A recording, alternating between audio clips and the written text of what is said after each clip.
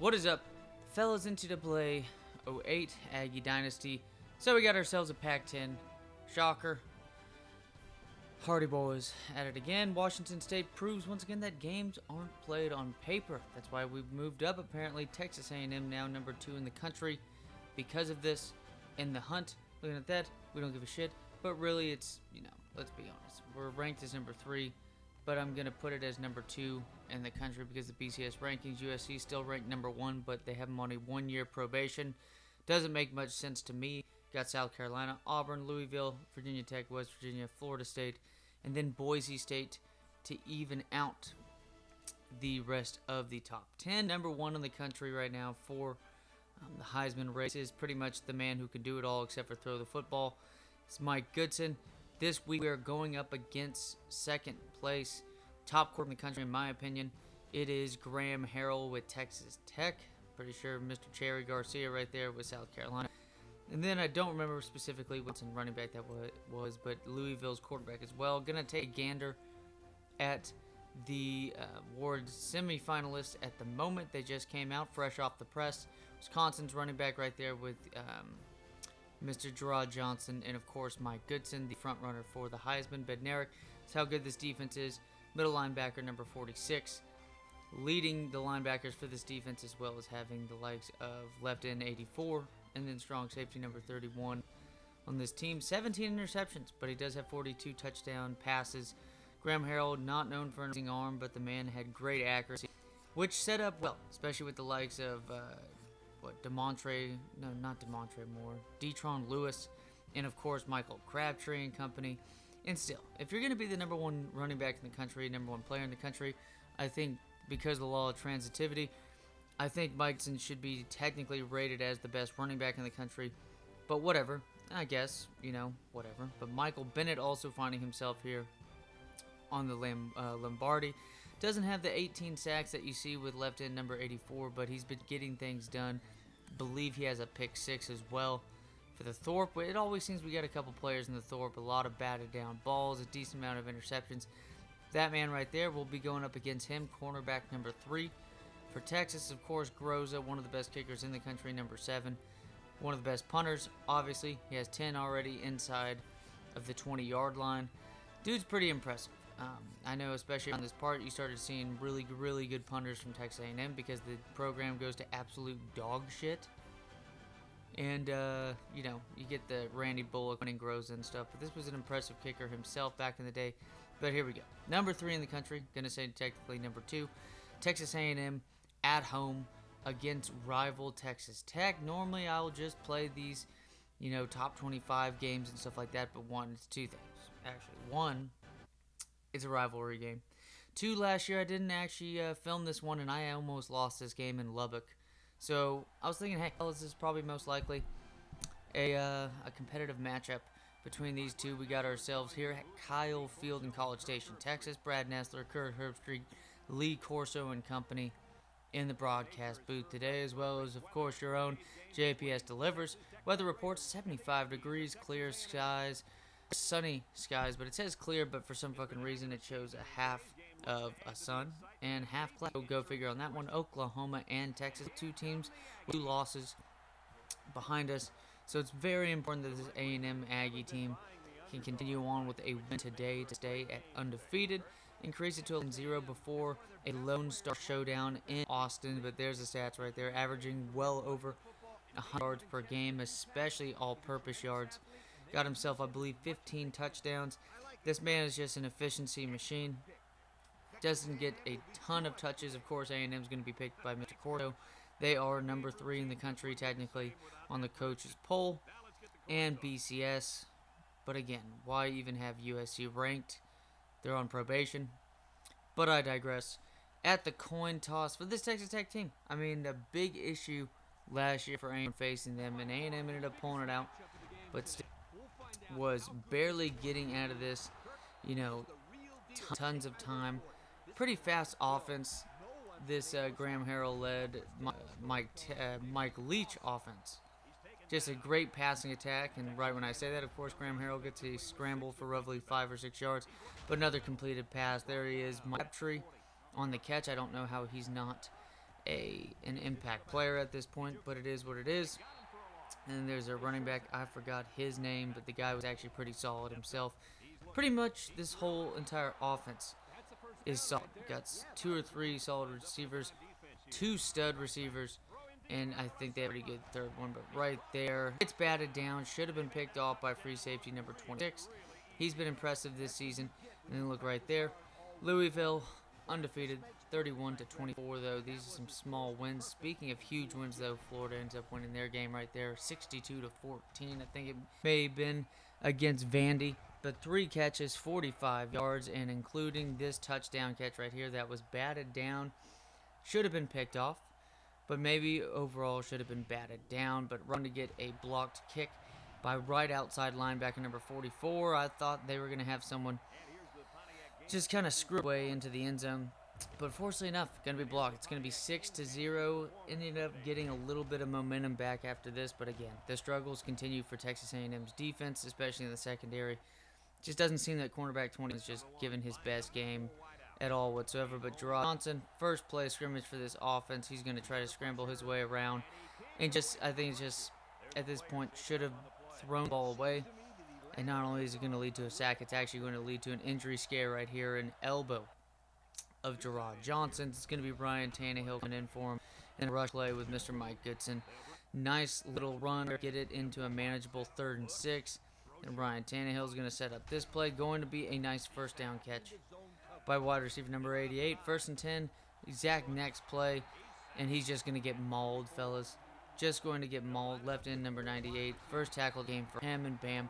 Make that now 2 tackles on the game for this man. There's no one else feeling more hot on the field at the moment besides our sideline reporter, Aaron Andrews. But we're going to cut back to this one. 3rd and 26. Ryan Tannehill is going to try to bomb this one down the field. Wide receiver number 88. He's feeling it.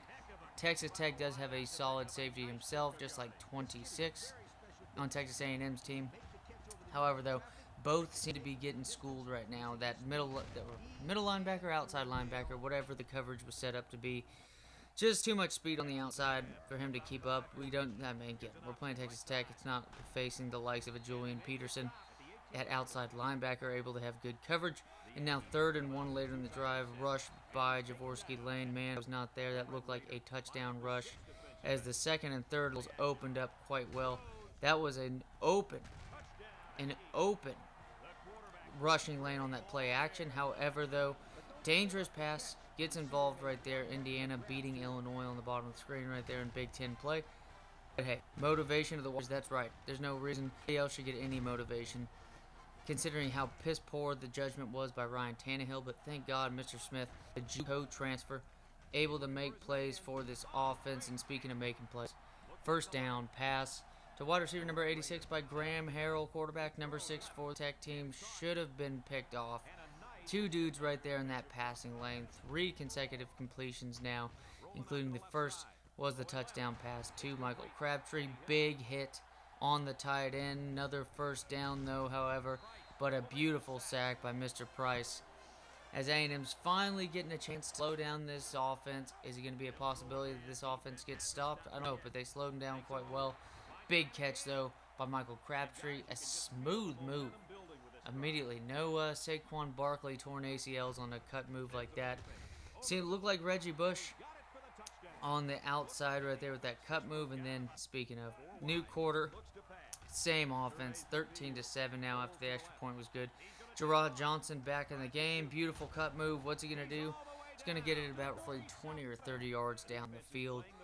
Another first down for Texas A&M as this offense continues to roll until a big sack right here by Ryan number 84. That's 3 sacks on the day. Make it 2, I believe, by the left. Nope, 2 by Mr.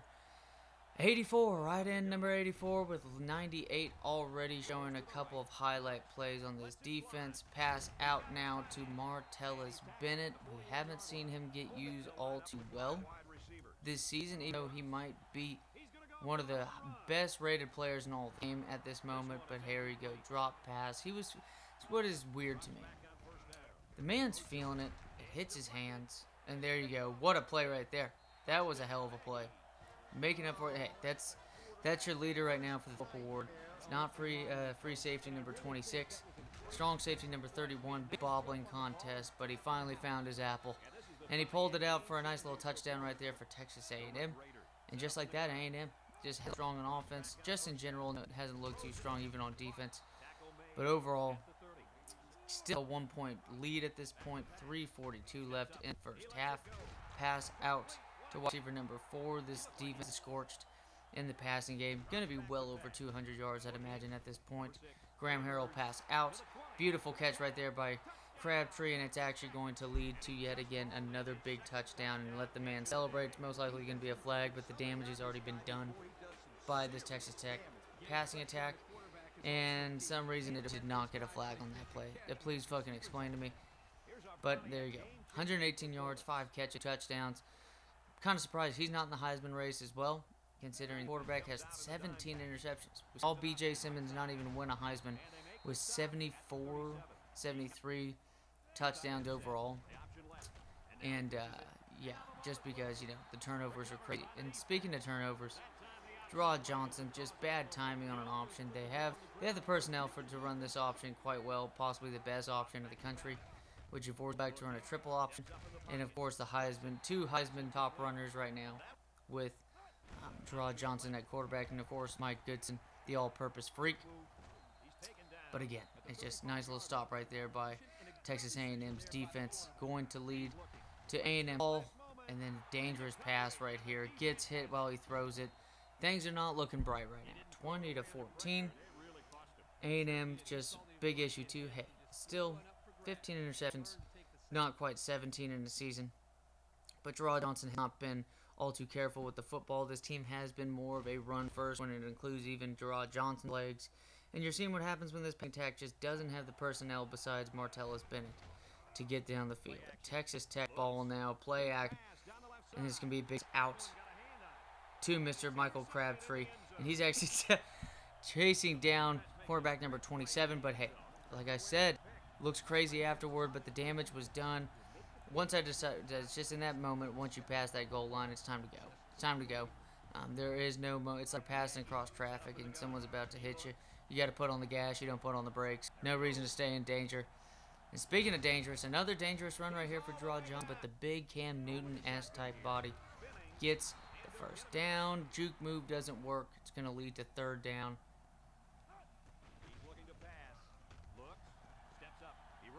And then going through the scramble, beautiful dunk to wide receiver number 5. He's most likely going to have more of a role come next season, as he is, I believe, 4th or 5th up chart.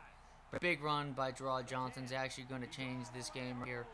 Lead it to a 21-20 lead after this extra, coming up 36 yards on the touchdown run. Texas A&M, it's been an iffy game overall by this team in general. But hey, they've done quite well to stick around. They're still at home. Offensive line, -1 on motivation, which makes sense. They haven't blocked worth the shit for the most part of this game, but we get the ball first here in the second half. Nice catch by wide receiver number 9. The curl route, we haven't seen him get all too involved compared to Smith. But speaking of getting involved in this game, beautiful run by Mr. Mike Goodson. Beautiful broken tackle and move. And it's going to lead to second down before a first down punishing run. Jaworski landing now the power option on the outside. It's what this team is the best at doing. Nice move by Mike Goodson. He's going to find himself getting down the field, but unfortunately the shoelaces get touched, and it's going to lead to a touchdown saving tackle. Pass out. Terrible judgment by Johnson again. This team could be 35-20. Got 3 turnovers. There are 2 against Graham Harrell, but still, just not good judgment. You're at home against a rival, especially a rival that doesn't really fuck around this time with Mike Leach and company. There's no reason for you to think that you can dick around too much, considering how good this offense is. And then there you go. Another sack by left end number 84 on the season. Should be roughly 18 or so at this point. Just a stellar season. Myles Garrett never even got to this point. There's something about these left ends really producing for this Texas A&M team in the last couple of seasons. But it's going to be their play again, and what a pass. But it's just going to be set up for a drop. That didn't look good. I'd be ashamed if I was Graham Harrell, because you put that as nicely as you could. Wouldn't have counted anyways, but hey, at least give it a chance right there. And then, Jesus Christ. Gerard Johnson. Another interception. Moment of silence as we watch the replay on this one. Now that's 3 picks on the day.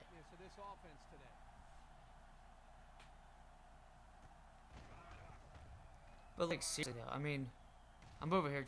I can't help but talk about it. It's just not good. Only up by 1 point. What is the potential of this A&M team? They're undefeated at the moment, but what is it going to be like in Texas?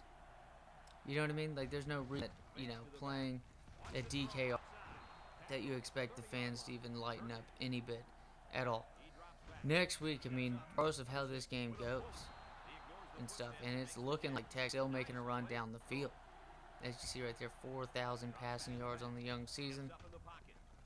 Just a crazy year for Graham Harrell. And then a nice catch right there for now a 4th down. And then to set this one, get points, save, block on play. Going to be picked quarterback, Mr. Tyler Potts. Not going to do anything about it at all. Pretty much consider Tyler Potts to be a poor man's Nick Foles. Digress. If y'all knew who Tyler Potts or Taylor Potts or whatever, please just look up the dude. He looks like a poor man's Nick Foles.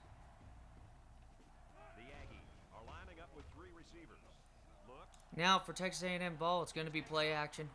But it is Gerard Johnson used legs for the first down. He's done quite well. They haven't been able to contain him on that aspect at all. But still, it's going to lead to a Goodson run right there. Halfback slam. Side of the field. Only about 39 yards, it looks like, by that metric. Way more yards for this game. For them offense now to continue trying to move down the field. Nice little pass out to wide receiver. They're putting yards on, but they're just throwing 3 interceptions in very bad timing, let's be quite honest. And nice broken tackle by Mike Goodson after the play. It's going to be a nice catch and run for the play, however, on this 1st and 10 play. We're going to have to take a gander. And what ended up happening on the flag is going to be personal foul, roughing the passer on the defense. And it's going to get A&M way down the field. Nice play by Mike Goodson. Again, this man's just been feeling it. It's going to be another down for this Texas A&M offense. It would be a shame if he ends up throwing. But no, Goodson leads his way down into the zone. It's going to be now 27-20. Should be 28-20. There you go, Michigan State. Close one with number 2 Ohio State. But hey, let's be honest, Chris Beanie Wells and company just playing way too well for that. 46 yards on the ground, 8 rushes, it's down. Really not all too involved today. Bye-bye, Goodson.